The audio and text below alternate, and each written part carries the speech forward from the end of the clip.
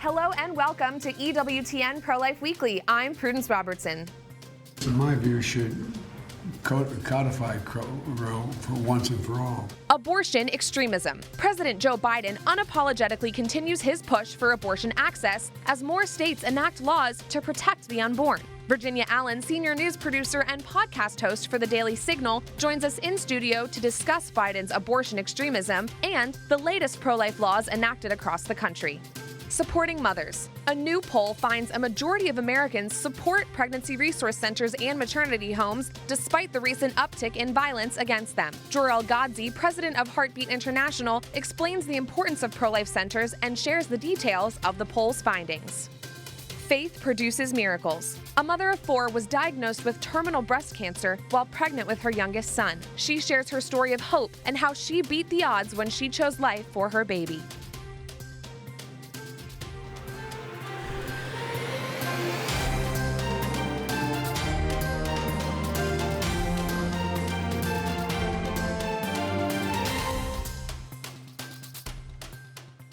A day before Women's Equality Day, President Joe Biden released a statement doubling down on his support for abortion once again, and said that the progress of women over the years can be contributed to the ability to kill their own children. He said, quote, "My administration is doing everything in its power to protect access to the reproductive health care that generations of women and activists have fought for, including abortion. We will continue to defend reproductive rights, which are integral to gender equality and the fundamental freedoms Americans hold dear." The president's statement comes as even more states enact pro-life laws, including Texas, Tennessee, and Idaho. Biden isn't the only baptized Catholic in public office who continues to be tone deaf to the people on this issue. Speaker of the House Nancy Pelosi attended a roundtable discussion on Women's Equality Day and called pro-life laws sinful. The fact that this is such an assault on women of color and women lower income families is just sinful. It's sinful. It's wrong that they would be able to say to women what they think women should be doing with their lives and their bodies, but it's sinful, the injustice of it all. And joining us here at the top of our show is Virginia Allen, senior news producer and podcast host for the Daily Signal. Virginia, thanks so much for joining me. Let's start by talking about what we just heard from President Biden and Nancy Pelosi. You know, on the day President Biden met with elected officials from several states, including Kansas, Maryland, New York, we were celebrating Women's Equality Day.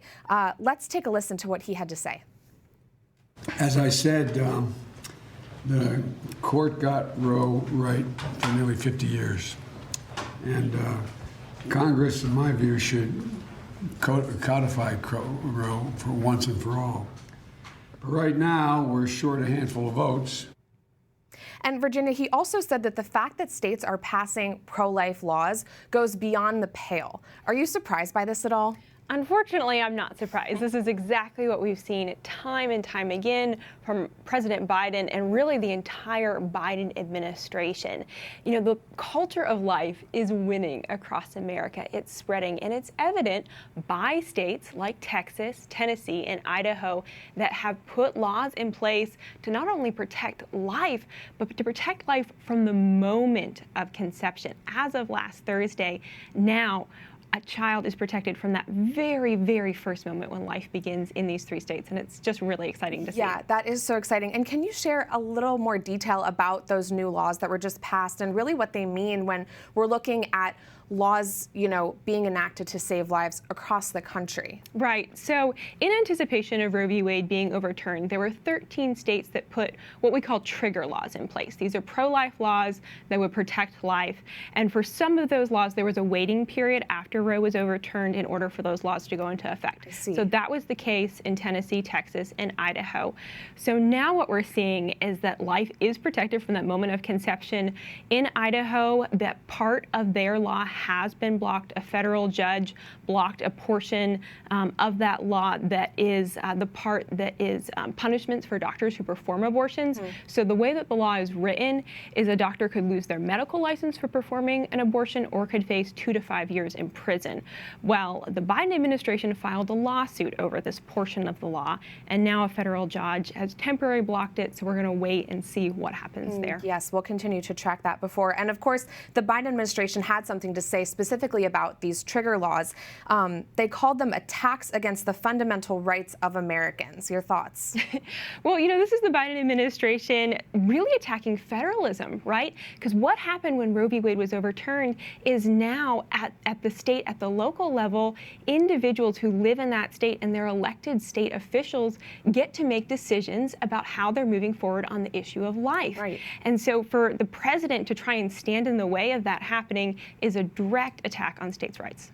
So unfortunate. And another way that states are looking to legislate on abortion is via ballot amendments, you know, and we saw that with the Value Them Both Amendment in Kansas, these can be really unpredictable. They don't always go our way. So what should voters be looking out for in the states where ballot initiatives are happening? Could you tell us which states we should be looking at there? Yeah, so this is fascinating to see. As you mentioned, Kansas, I was in Kansas when there was that vote on that ballot initiative.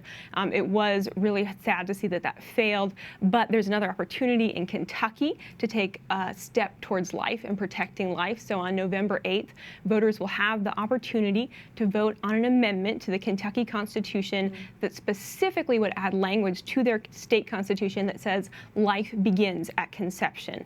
Now, on the other hand, you have states like California and Vermont, and they are voting on amendments that will specifically say there is a right to abortion within their state constitution. Michigan is also considering such an amendment. And then in Montana, they are voting on a ballot measure that would protect babies born alive after botched abortions. Very interesting. It's important for voters to be looking out for exactly what they're voting for on November 8th. I'm sure you would agree. Exactly, yeah. Look closely at the wording and do your research beforehand. Yeah. Well, thank you so much for joining us, Virginia Allen of the Daily Signal. To continue the conversation, we're joined by Katie Glenn, State Policy Director at Susan B. Anthony, Pro-Life America. Katie, I want to focus on Texas since there's a lot going on there right now when it comes to legislation. Texas's Heartbeat Act was the first one that received a lot of buzz. Now the state has enacted a law that stops all abortions. Can you tell me how that's affected the abortion rate there and why Texas is receiving so much criticism from the other side? Well, the biggest reason Texas is being criticized is because this law is working. What we saw between September 1st of 2021, when the heartbeat law took effect, until the end of December last year, was a drop of 46% of all abortions in the state. And we know now that this total prohibition, total protection for life is in effect. That's going to drop even more. But even if you look back at the recent history of Texas, 15 years ago, Texas had over 77,000 abortions a year. Last year, that was under 50,000. So they've been steadily dropping. And that's what makes the other side so upset, is because they want a world with more abortions, and Texas says we want fewer. Right. And when writing about these pro-life laws, the pro-abortion media is claiming it's limiting health care for women. They're demonizing Texas, saying that people have to flock to other states to get abortion and that women won't get the emergency treatment that they need. But Dr. Ingrid Skopp says otherwise. This is a quote from her. Nothing in the new Texas pro-life law is in conflict with standard medical guidance, nor would it prevent me from providing the same care I have always provided women facing potentially life-threatening complications. Now, correct me if I'm wrong, Katie, but don't patients want more doctors like Dr. Skopp who are going to go to great lengths to save not just the mom, but the baby as well? That's absolutely right. The law that the Biden administration is trying to use to bully states like Texas is called EMTALA, and it's about emergency care. When that law was written, it was written to reflect that when a pregnant woman comes to an emergency room, every doctor there has two patients, the mother and the baby. And that's how pro-life OB-GYNs and doctors see it. They see themselves as having two patients, and most women want to be seen not as the only patient, but as their child, to also get the critical care they need. So this is just an opportunity for them to try to force abortion into the law somewhere it was never meant to be. But women know the difference. They know that they need real medical care from doctors who care about them and their children. Yeah, and let's dig into that a little bit more, what the Biden administration is trying to do here on the judicial side. The pro-abortion Secretary of Health and Human Services, Xavier Becerra, is trying to classify elective abortions as emergency services in Texas in order to work around the law. And thankfully, a federal court has just issued an order blocking this attempt for now. But what does all of this say about our federal judicial system and the people that are in power in Washington right now? Well, elections have consequences. And unfortunately, right now, we have an administration that is pro-abortion. They're unashamed of that. They said that they were going to use a whole of government solution to try to force abortion on pro-life states. And they're making good on that threat. They're suing states. They're trying to sue individuals. But states like Texas and many others are pushing back, and they're saying no. Idaho is another state that's really pushing back on this idea that abortion is necessary in an emergency room, and saying when a woman comes into an emergency room, we've got 2 patients. That's what our law says. That's what our values are. And that's what we're going to defend. Yeah, and you just alluded to this. More than a dozen states have taken action to protect the unborn since Roe versus Wade was overturned. SBA Pro-Life America has been monitoring this online through their pro-life laws tracker. It's really impressive. Could you tell us about it? So we've got a website, lifesavinglaws.com. I encourage you to check it out, save it on your browser. We're updating it sometimes more than once a day as cases come in and laws are able to go into effect. So we're very excited to have several laws take effect last week, including Texas. And we're going to keep updating that so that the American people know where their states stand and can decide to move with their feet if they feel like their state's not expressing their values. Yeah. Wow. That's a fantastic resource. Thank you so much, Katie Glenn of Susan B. Anthony Pro-Life America. We'll talk to you soon. Thank you.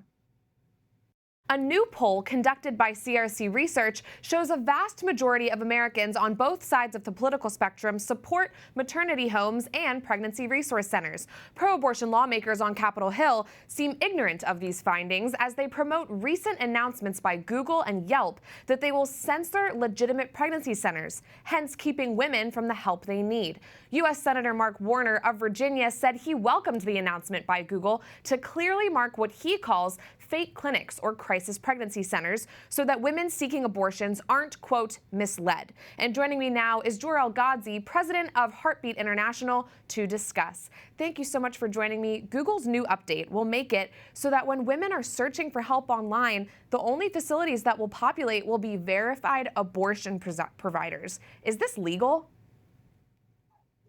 I don't know if it's legal. It's not my forte as far as the law is concerned. I do trust that our legal friends will be after it. Mm-hmm. But frankly, it's unethical. It's immoral. I mean, imagine if only slave owners could be the ones that were referred to by Google if slavery were the matter that we were talking about. This is unconscionable, Prudence, and it's something that shouldn't be happening. Big tech should not be involved in this conversation, and certainly not throwing its massive political weight around. Yeah, and I want to dive into this 85 Fund poll that was conducted by CRC Research. When asked point blank whether they support the public funding of pregnancy resource centers, 64% of Americans said yes. And after respondents learned about the resources that these centers have to offer, that level of support jumped 10 percentage points to 74%. Now, these numbers still hold true, even among a majority of Democrat voters. So, Jor-El, people clearly want what these centers have to offer. Why are senators like Elizabeth Warren and Mark Warner calling for them to be shut down? It's a mystery. If we only look at the surface, underneath the surface, of course, we see that the abortion industry has long been supporters of senators like Warren and Warner and others.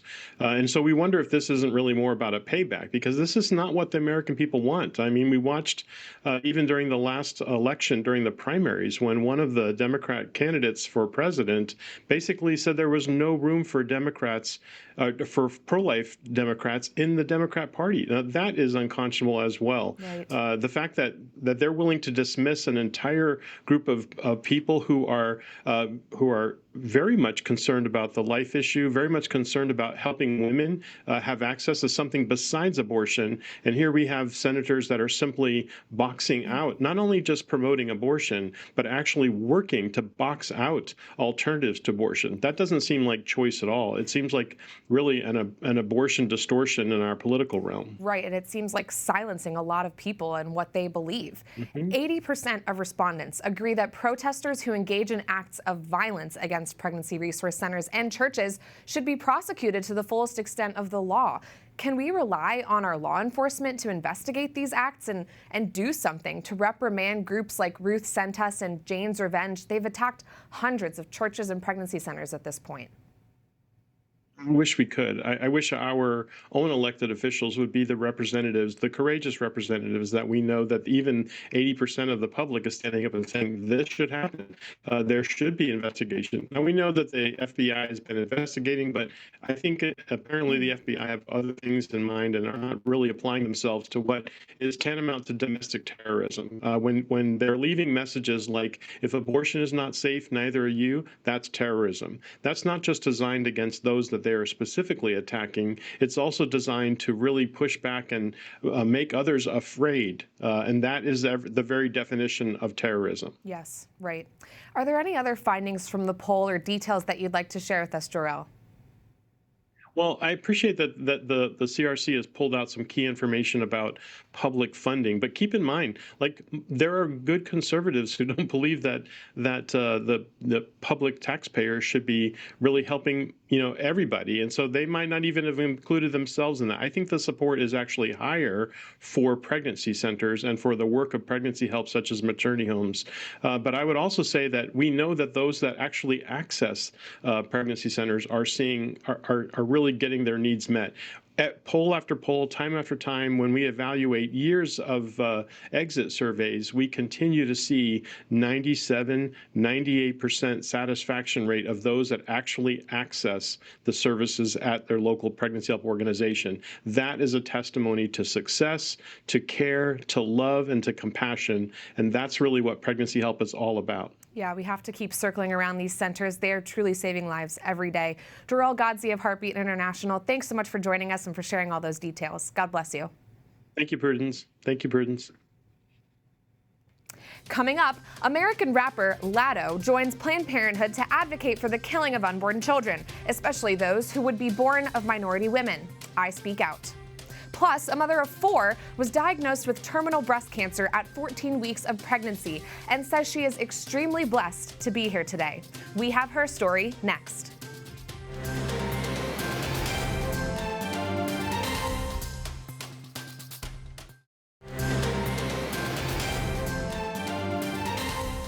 Welcome back to EWTN Pro-Life Weekly. I'm Prudence Robertson. American rapper Lado teams up with the nation's largest abortion business, Planned Parenthood, to advocate for the killing of unborn children. That is this week's Speak Out segment.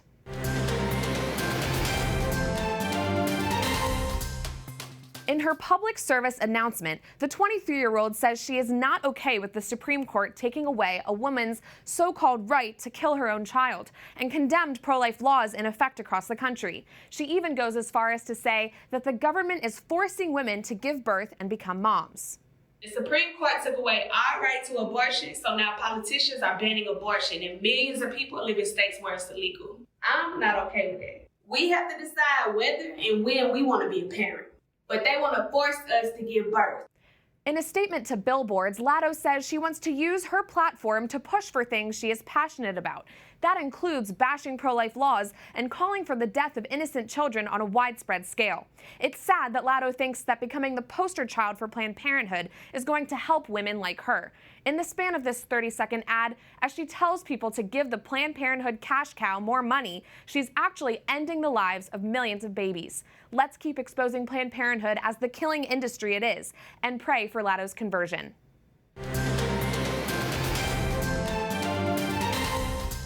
Jessica Hanna, a mother of 4, was diagnosed with breast cancer when she was 14 weeks pregnant with her son, Thomas Solanas. She says doctors suggested having an abortion, but she declined. She held on to her faith as doctors later in her pregnancy discovered her tumor to be terminal. Aggressive treatment was then prescribed. After giving birth, Hanna was scanned for distant metastasis and appeared to have been miraculously healed. Her supposed terminal cancer was now curable. And joining me now via Zoom is Jessica Hanna, pro-life advocate and cancer survivor. Jessica, thanks so much for joining me. Tell us about your journey and how giving birth to your son, Thomas Solanas, was different than your other pregnancies. It was so different. I mean, this was God calling me to something so big. I've always been a big pro-life advocate ever since I was younger, prior to being married, prior to ever having children, very outspoken about it, social media, friends, whether it's social suicide or you're about to get attacked by the other side. I was always so vocal about it. And when it came to being pregnant with my fourth child, one day I discovered that I had a dent in my breast, and this was before I was pregnant. I saw I had a dent in my breast in the mirror, and it turned out to be cancer, breast cancer. And at first they misdiagnosed it. They told me it was fine. It was benign. I ended up getting pregnant only 2 weeks later. And he's the one that actually saved my life, because if it wasn't for me getting pregnant, I never would have double checked it. It was actually when I went to the first OB appointment, I decided that, hey, there was this thing that was there. Why don't we get it looked at again? And yes, it did become evident that it actually was breast cancer. Wow. And so this baby saved my life. And from then on, it was just a journey of, wow, now you've talked the talk, the pro-life talk. Now you've become the woman that everybody uses in their arguments. What if the woman's life is in danger? And now it's time for me to walk the walk. So yeah. Very wow. different. That's amazing and so courageous that you chose life. Which saints played a big role in your journey, Jessica? So the biggest saints, one of them a soon-to-be saint, is Blessed Father Solanus Casey. He's located in Detroit. His body's buried in a tomb here. And I went to him after every chemo therapy treatment, and I prayed at his tomb for me to be miraculously healed and for my son to come out beautiful and healthy. Another big saint was Saint Gianna Beretta, who was also pregnant with a life-threatening illness. And she, as I, chose the middle road. So I did choose to do some treatment that was safe during pregnancy. As many people are not aware, chemotherapy can be actually quite safe during pregnancy. And so I chose the middle road, that I would do some chemotherapy with some modifications. And she was a big inspiration for me. In fact, her daughter, Dr. Gianna, who she gave birth to, actually sent me an email and sent me one of her relic cards during my fight. Wow. Yeah. That's so beautiful. And those saints delivered a miracle. Tell us about how you have used social media to highlight your sorrows and your joys throughout this difficult time. So when I got diagnosed, I felt God calling me to something. I thought no suffering should ever go to waste. So instead of kind of just curling up in a ball and crying or waiting to see what would happen and then share with people, I thought, I'm going to share immediately. I literally made social media 2 days after my diagnosis. I didn't know where God was taking me. I didn't know if I would live or die. Of course, after my surgery, they found it was a 13-centimeter tumor, 43 lymph nodes positive. They told my husband I was terminal, likely terminal. They couldn't scan me. They couldn't figure it out. But it appeared that the cancer was probably everywhere, all over my body, if it was that big, under my breast and my arm. And I thought, you know what? When I got that news, I said, I'm going to keep going with this. I don't know where God's taking me. Is he going to take me to the path where I need to show people how to die gracefully with his grace and mercy? Or is he going to show a miracle? And I didn't know what it was, but I decided to use the social media to show people that no matter what you think is going to happen, it's God, it's trusting God that's the most important. It's the trust that you are going to abandon your own desires and wants, and you're going to leave it at the foot of the cross and let him take care of it. And so I brought people along this journey. And what I would do is I would post novenas and prayers, and we all would pray together. We prayed together before every treatment. We prayed during treatment. I also used my treatments as a way to offer up. So I would post that, okay, today I'm getting chemo, and I offer it to so-and-so person who messaged me with their problem that they're having. So it was a way to make a prayer community, to offer up our sufferings. And I showed people how I would unite my sufferings with Christ's cross. And it's just become this really big and amazing prayer community that I'm so grateful for. And now we pray for other people as well who send in their own requests. Yeah, such a testament to the power of prayer. Your strength is so admirable, Jessica. What is your message to mothers who are going through difficult pregnancies and might even be considering abortion at this time? Well, first of all, never, ever go with one opinion. No, so this is just the medical professional, me speaking. I am a pharmacist, and I would not take one medical opinion for gold. I would go, and I got about maybe I want to say around 8 to 10 opinions before I even did anything. So make sure you get different opinions, because I was told to terminate by a couple doctors, and it actually was not necessary at all. My prognosis didn't change and my treatment plan did not change, pregnant or not pregnant. That's number one. Number two, you want to go to Our Lady. Our Lady, the Blessed Virgin Mary, is somebody who knows what it's like to have the sorrows when it comes to your child and the fear.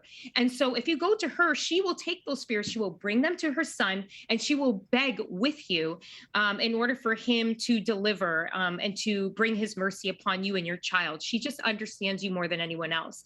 And lastly, any suffering you have, it doesn't go to waste. I want you to unite it with Christ's cross. Whether it is an IV poke and you're thinking about the nails being driven in his hands and feet, or if you're having an agony waiting upon a scan or a test results, think of his agony in the garden and his agony of our sins. I think those three hints are just some of my most amazing advice I can give any woman who's going through any type of tragedy while they are pregnant in general. Very, very wise words. Thank you so much for joining us, Jessica Hanna. God bless you. We're praying for you and your beautiful family. Thank you. That does it for this edition of EWTN Pro-Life Weekly. I'm Prudence Robertson. Until next time, we'd love to hear from you. Find us on social media at EWTN Pro-Life on all social media platforms. Twitter, Facebook, Instagram, we're there.